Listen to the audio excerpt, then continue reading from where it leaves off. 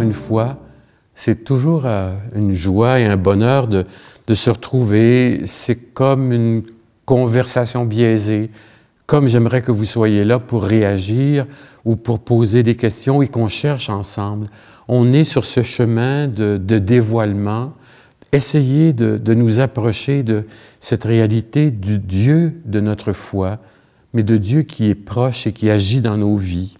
On entre tout doucement dans cette notion qu'il est bon, il est partout, il nous anime, un peu comme ce qui nous supporte dans la nature. Il fait partie de nous comme notre respiration. C'est tellement vrai que dans ce mouvement de la méditation chrétienne, le fait de prier, de contempler, d'entrer dans le silence, nous permet de respirer Dieu, de laisser Dieu respirer en nous. Alors on parlait de ces éléments qui disent, bien sûr, on est des humains fragiles, limités. Certains le sont plus que d'autres au niveau de ce qu'ils ont à endurer, mais que, indépendamment de ça, qu'on soit bien parti dans la vie ou qu'il nous manque des éléments pour bien vivre ou qu'on ait des valeurs extraordinaires qui nous font avancer, on a tous en soi cette espèce de désir de Dieu, un potentiel de désir de Dieu, de le rencontrer. C'est pas pareil, ça, de dire Dieu, c'est comme une béquille. Je le vois comme celui que je vais prier juste quand ça va mal. Non. Ça veut dire que j'utilise Dieu pour mes propres intérêts. Aide-moi à gagner à la loterie. Fais que mes tests des analyses médicales soient bien, soient bonnes. Au fond, à ce moment-là, on est toujours en train de barguiner avec Dieu. On n'en est pas dans cette expérience-là, mais plutôt dans le désir de Dieu. Quand je m'arrête et je pense à Dieu, quand je m'arrête et que je fais un effort pour prier, c'est le désir de Dieu qui se met en marche. Et on disait, ça ne peut pas toujours s'expliquer comme on explique une recette, comme on essaie d'expliquer un phénomène humain. Ce Dieu, certains vont dire on est capable de Dieu. Il y a cette espèce de pouvoir en nous qui fait que le cœur est là, même si je ne m'en occupe pas. Il est là, il dort. Il va falloir un événement, une rencontre, une lecture, un film qui me renverse pour me dire, il y a peut-être plus que ce que je pensais avant. Dans ce sens-là, Dieu nous déroute. Et on est appelé à faire comme lui, à être reconnaissant. Croire en Dieu parce que tout lui est dû. Ce Dieu qui est bon, qui donne tout, qui fait tout pour nous, qui peut nous accorder santé, bonheur, amitié, amour, succès. Et même s'il arrive aussi des moments difficiles, il n'est pas là pour nous éprouver, serrer la vis pour nous rendre encore plus mal. Il est là pour nous aider à traverser tout ce qui nous est donné de vie, même quand je suis seul. La solitude humaine, la mienne, elle est inévitable. Tôt ou tard dans ma vie, que je sois en communauté, en couple, dans un réseau, il y aura des moments où je serai seul. Et vous avez fait sûrement l'expérience de vous sentir seul, même entouré de plein de gens, d'être à part ou de ne pas fitter, c'est pas français, dans le décor. Le sens de l'émerveillement, de la gratitude dont parle le pape François, est tourné vers la grandeur de ce mystère, l'univers, la nature. C'est pas rien qu'un hasard. Il y a un ordre établi, il y a quelque chose de beau, il y a des forces de vie et de mort en nous, entre nous, dans la société, dans la nature. Il y a une sorte de belle architecture, les choses sont bien pensées. C'est pour ça que Dieu s'exclame et s'étonne lui-même de ce qu'il fait. Saint Augustin dit un très beau texte dans ses sermons. « Interroge la beauté de la terre. Interroge la beauté de la mer. Interroge la beauté de l'air qui se dilate et se diffuse. Interroge la beauté du ciel. Interroge toutes ces réalités. Toutes te répondent. Vois, nous sommes belles. Leur beauté est une profession. Ces beautés sujette au changement, qui les a faites, sinon le beau Dieu, non sujette au changement. Devant tout ce qui se brasse, ce qui se déroule devant nous, ce qui se déplie dans le monde, il y a une espèce de stabilité, de présence belle de Dieu. Dans ce sens-là, c'est un mystère. On ne peut pas l'expliquer, même si c'est parfait, si tout est en ordre. Mais un mystère, ce n'est pas rien que quelque chose qu'on ne peut pas expliquer. Ça veut dire que c'est la raison raisonnante, c'est la tête qui marche. Un mystère, on entre dedans. Pourquoi t'aimes ta blonde? Ah, je ne sais pas, parce qu'elle est fine, elle s'occupe des autres, elle m'aime. Mais plus que ça, parce qu'elle fait bien à manger, parce qu'on partage les mêmes valeurs. Mais plus que ça, on n'est pas capable d'enfermer quelqu'un dans une définition, même si on pense connaître la personne après tant d'années de vie commune. Saint François, pour lui, c'est très important, cette face cachée de Dieu, puis il va le faire de façon négative. T'es pas ça. T'es pas ça, là. On ne peut pas te raconter. On ne peut pas te bouger. On ne peut pas t'enfermer. On ne peut pas te voir. On appelle ça la théologie négative. Il est capable de dire, je sais pas grand-chose de Dieu. Je sais ce qu'il n'est pas, puis c'est tout ce que je sais. C'est la théologie, au fond, des négatives. On appelle ça apophatique, excusez l'expression. On passe par ce qu'on ne sait pas pour parler de quelqu'un qu'on aime, qu'on veut connaître.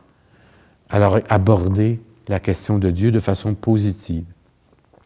Jésus est le premier à nous apprendre la face cachée de Dieu. Il le fait d'abord pour lui-même tout seul, devant les grands événements, devant les liens avec la foule. Il va toujours se mettre à l'écart, se cacher pour aller rencontrer son Père dans le secret. La dimension cachée, il nous l'apprend. Puis il va prendre des images pour nous dire que l'expérience de Dieu, c'est quelque chose qui est là, qui bouge, qui grandit, mais qui se cache.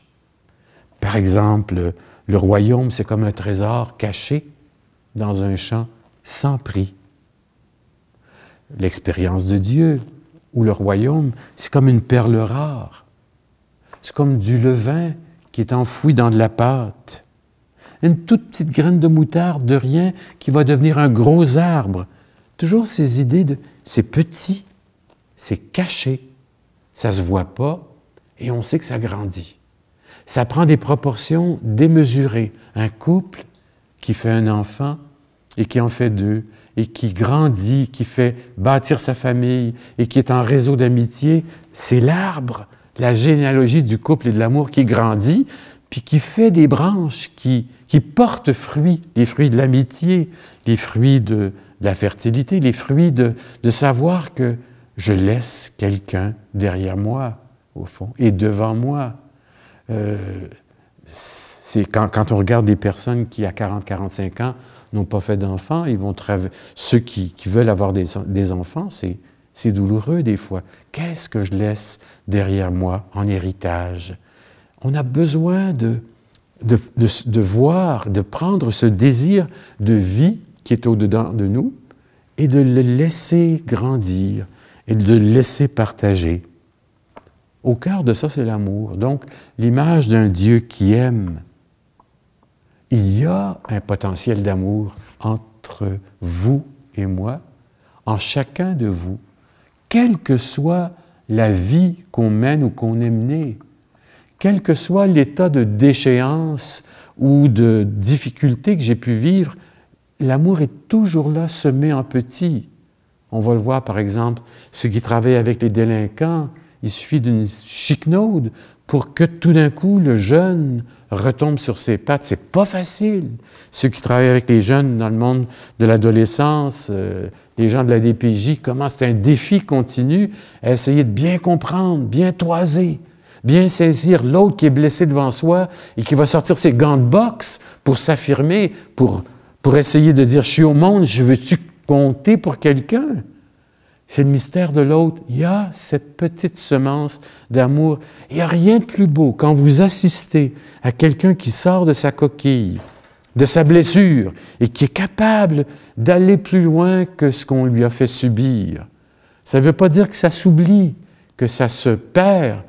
Ça veut dire que le Seigneur travaille en chacun, la capacité d'aller dans le cœur de l'autre. Et ça, Jésus nous le montre quand il nous parle de son Père. Il le découvre pour lui-même. Dieu, son Père, est vivant en lui. Puis là, il va développer, surtout dans l'Évangile de Saint Luc, le mot « aujourd'hui ». C'est aujourd'hui que ça se passe. Demain, ça n'existe pas encore. Pourquoi m'angoisser pour demain ou penser à ce que je vais mettre dans mon grenier? Hier, c'est déjà fini. Je ne peux pas traîner avec moi le boulet de mon passé toujours parce que c'est dur, un boulet de passé. Je ne peux pas rien que vivre en regardant mes blessures. Ce n'est pas viable. Mais dire aujourd'hui, c'est aujourd'hui que je dois trouver ou je peux trouver la vie belle, que j'ai le cadeau de la vie malgré la santé que j'ai. L'espèce de cadeau du présent, l'amour de Dieu qui se vérifie au présent. Encore là, Augustin écrit « Quand tout entier je serai en toi, il n'y aura plus jamais de chagrin et d'épreuve. Tout entière, pleine de toi, ma vie sera accomplie. » Il est en train de faire l'évaluation de sa vie pour dire que tout ça est en train de se mettre en place et c'est accompli parce que Dieu l'accomplit en nous. Quand il écoute le message des créatures et la voix de sa conscience, l'être vivant peut atteindre la certitude de l'existence de Dieu. Voyez-vous, c'est possible de pouvoir nommer, être certain, de dire « il est là, c'est lui la cause et la fin de tout, je le sais, j'en fais l'expérience. » C'est pour ça que je posais la question récurrente, mais c'est quoi la vision de Dieu qu'on peut avoir? Nous autres, on a le symbole des apôtres, hein, je crois en Dieu, en Jésus-Christ, je crois en l'Esprit Saint, l'Église catholique. Tout ce qu'on dit dans le « je crois en Dieu » du dimanche, ça nous vient des apôtres, l'héritage des apôtres, et qui est très beau quand on le dit tous ensemble, en communauté. C'est comme si on se disait, ensemble, on fait notre profession de foi, à l'unisson. Nos cœurs sont rassemblés et on se transmet la capacité de croire ensemble, le désir de Dieu ensemble. C'est ça que la pandémie nous a enlevé. Le fait qu'on ait des moments où on n'a pas pu se rencontrer dans les églises, dans les temples, dans les synagogues, nous a privés de cette expérience de Dieu et nous a peut-être confinés trop à notre bulle, mon petit monde à moi, pour penser le monde, pour porter le monde. Et ça, on se rend compte qu'on n'est pas des îles. On est des îles isolées.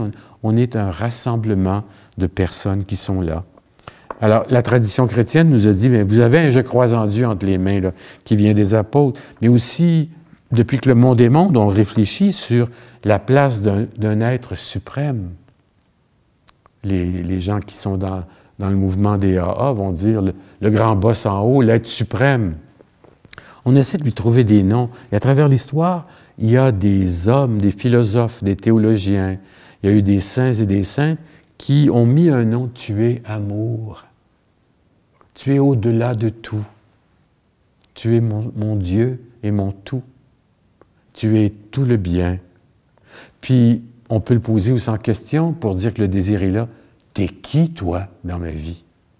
Qui es-tu, Seigneur? Et qui suis-je? Ça, c'est la grande question des mystiques qui sont devant le vide apparent de sa présence ou son absence et qui vont lui dire, mais tu es qui, Seigneur? Moi, je suis tel quel devant toi, mais tu es qui? Bon, on a aussi ce que nos parents nous ont donné, ce que les écoles, quand on avait l'enseignement religieux dans les écoles, nous ont laissé. Et ceux qui nous transmettaient des notions, des visions, des définitions de Dieu, bien, ils nous ont enseigné ce qu'on leur avait enseigné, donc la chaîne de transmission. Alors, on a le devoir d'être attentif à ce qu'on reçoit, de ne pas tout prendre pour du cash. Mes parents m'ont parlé de Dieu avec leurs mots, avec leur dévotion, avec leurs prières, avec leurs images. Ma mère, sur son lit de mort, elle priait toujours « Petit Jésus, viens me chercher ». Le petit Jésus de son enfance, ce n'était pas le grand Seigneur de la foi où Jésus... Petit Jésus vient... Voyez-vous, ma mère m'a appris qui était Jésus, mais pas rien que le petit Jésus, le grand Dieu. Savoir à qui on s'adresse, comment je parle de Dieu, comment je lui parle. Alors ce Dieu-là nous est donné comme un cadeau dans la Bible, dans la tradition chrétienne des églises. C'est un Dieu qui nous est révélé. Et qu'est-ce qu'on découvre? Dieu a un amour fou pour nous autres, un rêve fou. Il ne veut pas autre chose que ce que Jésus nous dit dans Saint Jean au chapitre 10. « Je suis venu pour que les êtres vivants aient la vie et en abondance. » Quel cadeau! Je suis venu pour la vie, non pour la mort. Et tout le scénario de sa mission, de sa prédication, de son enseignement, de ses guérisons, de sa présence parmi les gens, c'est de dire, bien, essayons de poser des gestes de vie. La mort n'aura pas raison. Là, je le dis comme si c'était facile, puis ça me sortait par cœur. Pas du tout. Ça s'apprend, au fond. Si je suis pris par la dépression ou par une espèce de pessimisme, toute ma lecture de la vie va être noire. Ça ne me donne rien de... Ce qui se passe dans la planète, par exemple, actuellement, quelle sorte d'écologie je vis? Est-ce que c'est une écologie de catastrophe?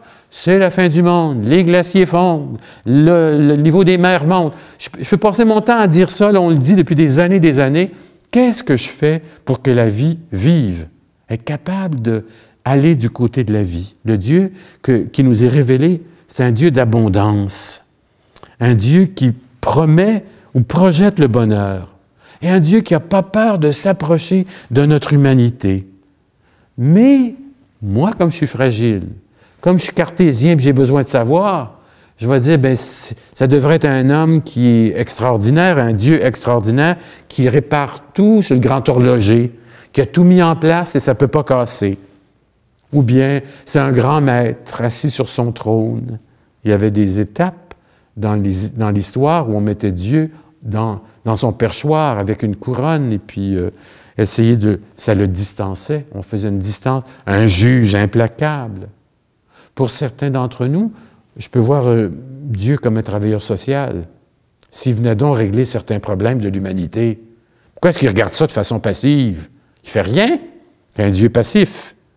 Ou bien un magicien.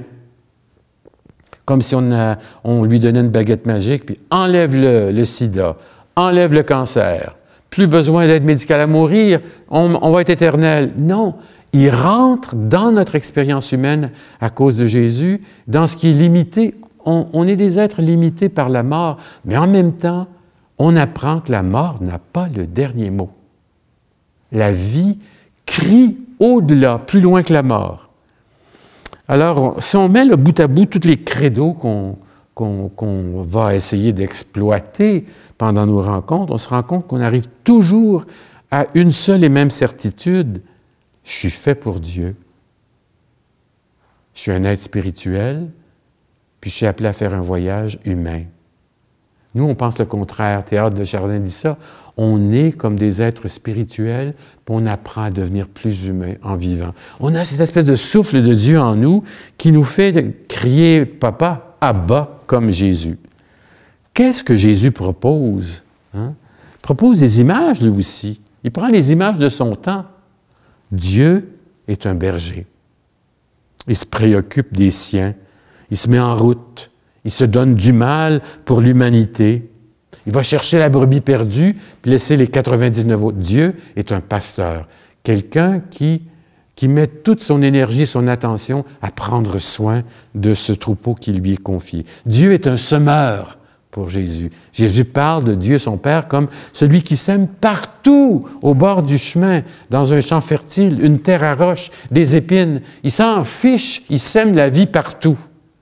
Et ça, c'est un cadeau pour dire, il ne faut pas se décourager. Là où il y a du mal, là où il y a de l'infertilité, là où il y a des difficultés, il y a des petites pousses, il faut les voir. Il ne faut pas les enterrer, les enfouir, se décourager.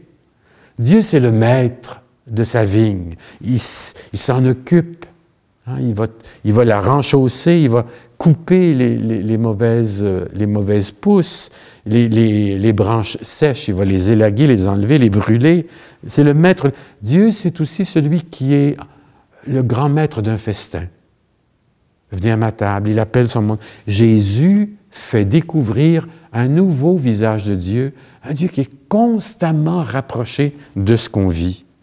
En même temps, Dieu est silencieux, il est discret, il le découvre lui-même dans sa prière et même dans sa nudité à la croix. « M'as-tu abandonné? » Jésus a toutes les raisons de mourir comme un athée sur la croix, et il crie « Pourquoi m'as-tu abandonné? » Puis en même temps, pardonne-la. C'est comme si Jésus, tout nu, crucifié sur la croix, est en train de dire « Mais hey, papa, es-tu là? » Voyez-vous la présence dans l'absent. Papa, il est présent pour lui dans son cœur, mais ouais, pourquoi tu n'es pas là? Pourquoi tu n'agis pas? Dieu se pose nos propres questions, nos propres limites, le silence et la discrétion. Le credo qu'on récite, il est personnel, on l'apprend, mais on apprend plus que des mots. On apprend une manière de vivre qui nous est donnée, comme on disait, par la tradition et qui passe nécessairement par mon expérience. Alors la question, on se la repose, c'est quoi mon image de Dieu? Comment est-ce que je m'adresse à lui quand je le prie? Faites juste la litanie là, des petits mots « Seigneur » ou les mots, vous allez voir au fond que ça va dire quelque chose beaucoup plus de vous autres que de Dieu. Il est unique. Dieu est unique. C'est comme ça qu'on commence le credo. Je crois en Dieu, un seul Dieu. C'est-à-dire que je suis en train de dire à la communauté et à mon cœur, il existe pour moi ce seul Dieu. Ça m'aide à ne pas en faire des idoles. Ça m'aide à ne pas l'enfermer dans une seule formule. Ça m'aide aussi à dire, quand je m'arrête, je sais de quel côté mon cœur se tourne. Mon cœur n'est pas éparpillé, même s'il est tenté de posséder exactement comme Jésus. Prends ces pierres. Il est tenté au désert. Change ces pierres en pain. T'es fils de Dieu, t'es capable. Ah ouais, va vite, mon gars. Monte sur la surface, sur la coupole du temple, jette-toi en bas. De toute façon, c'est dit dans les psaumes. Il va venir te chercher, les anges vont venir te chercher. Fais quelque chose de magistral. T'es capable, t'as le pouvoir. Il l'amène sur les plus hautes montagnes. Ce monde, je te le donne si tu m'adores. C'est le malin Satan qui dit ça. Jésus vit nos propres expériences. Avoir, valoir, pouvoir. On retient les « voir ». J'ai besoin d'avoir, j'ai jamais fini d'avoir. Mon compte en banque, mon succès, les biens, 3 télévisions, 2 autos. Au fond, c'est comme si on n'avait jamais fini de posséder et on se rend compte que c'est nos biens qui nous possèdent. Valoir, je veux être quelqu'un, reconnaissez-moi. On prend tous les moyens, même les personnes qui apparemment sont les plus humbles et saintes, peuvent se servir de leur humilité comme d'un pouvoir. Avoir, valoir, pouvoir. On traverse les mêmes tentations que Jésus a eues par rapport à Dieu. Croire en ce Dieu, puis on apprend qu'il s'en va vers un Dieu en 3 personnes.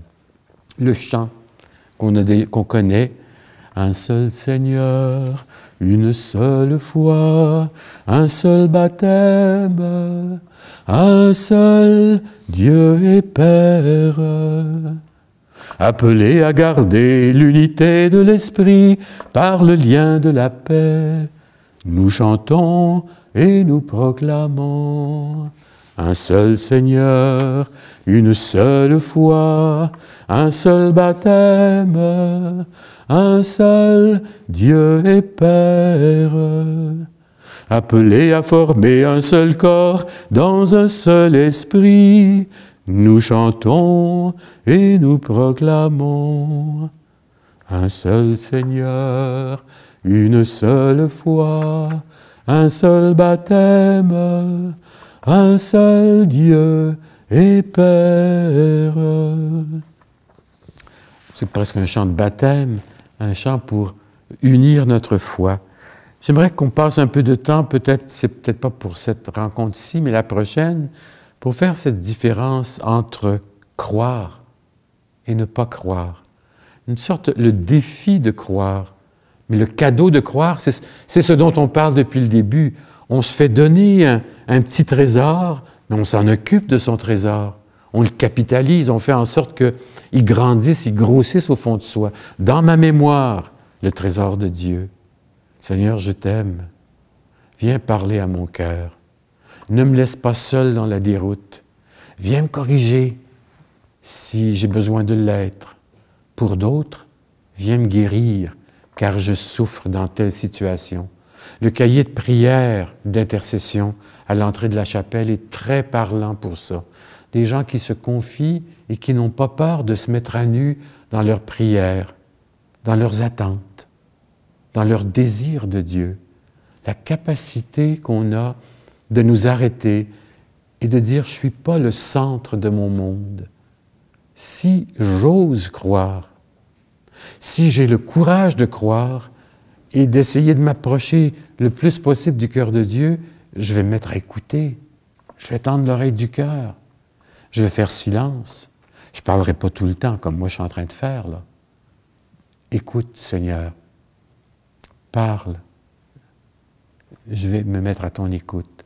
La capacité que nous avons d'entrer dans la chapelle intérieure du cœur et de dire ce Dieu caché, invisible, agissant partout, en moi, en nous, dans le monde, dans l'univers, ce Dieu mystérieux est là, ne me laisse pas, ne nous laisse pas tomber. Il est en quête de nous, il nous cherche, il nous contemple et il nous ramène sur le chemin qui nous attire vers lui. Jésus nous l'apprend. Jésus est le premier à nous dire qui est Dieu. Vous vous souvenez de cet hymne qu'on a chanté au tout début, « Qui donc est Dieu ?» pour nous aimer ainsi. Ne faites que garder cette phrase pendant la prochaine semaine. « Qui donc est Dieu ?» pour nous aimer tant, pour faire en sorte que si je fais mal à quelqu'un, c'est à lui que je fais mal. Que si j'attends quelqu'un, c'est lui que j'attends. Si je cherche quelqu'un, c'est aussi lui que je cherche. Qui donc est Dieu pour nous aimer ainsi? Bonne semaine.